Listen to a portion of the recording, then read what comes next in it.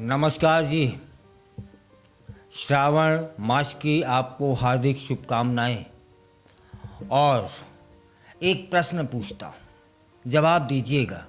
आप जवाब नहीं देते हैं, जवाब दीजिएगा, जिससे आपके जवाब से, आपके मेल मिलाप से हमारा हौसला बढ़ता है।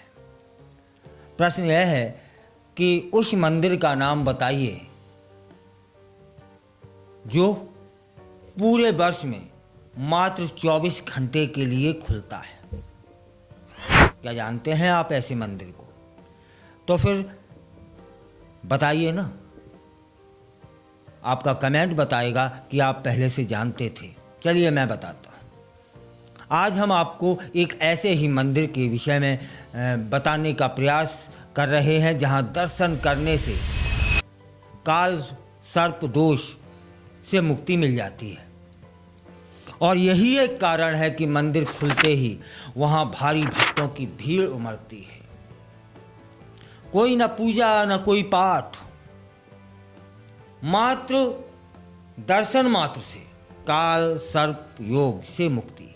इसलिए भीड़ आती है उन 24 घंटों में वहाँ।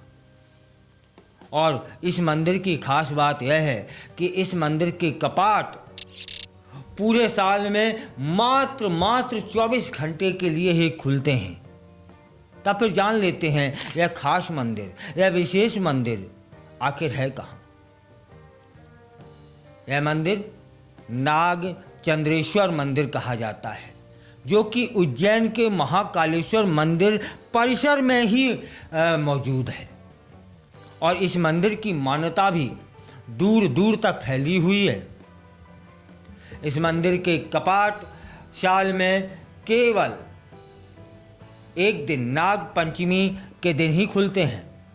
और इसके पीछे भी एक खास वजह है। वह वजह क्या है? इस बार 29 जुलाई को नाग पंचमी है। तब फिर नाग चंद्रेश्वर मंदिर के कपाट भक्तों के लिए 29 जुलाई को खुल जाएंगे। और उस दिन भक्त 24 घंटे भगवान नाग चंद्रेश्वर के दर्शन का लाभ लेंगे। नाग पंचमी के दिन मंदिर में विशेष अनुष्ठान होता है, विशेष पूजा होती है और वहाँ आरती की जाती है। इसके बाद मंदिर के कपाट फिर से बंद कर दिए जाते हैं पूरी साल के लिए। नाग चंद्रेश्वर मंदिर महाकालेश्वर ज्योतिर्लिंग मंदिर के शिखर पर स्थापित है। वहां पर स्थापित नाग देवता की मूर्ति 11वीं शताब्दी की भी बताई जाती है कि वह मूर्ति आजकल परसों 10 साल 20 साल पुरानी नहीं है। पूरी 11वीं शताब्दी की वह मूर्ति है। जानकार तो यह भी बताते हैं कि यह मूर्ति नेपाल से भारत आई थी। और आपने भगवान विष्णु को सर्पशैया पर विराजमान देखा होगा।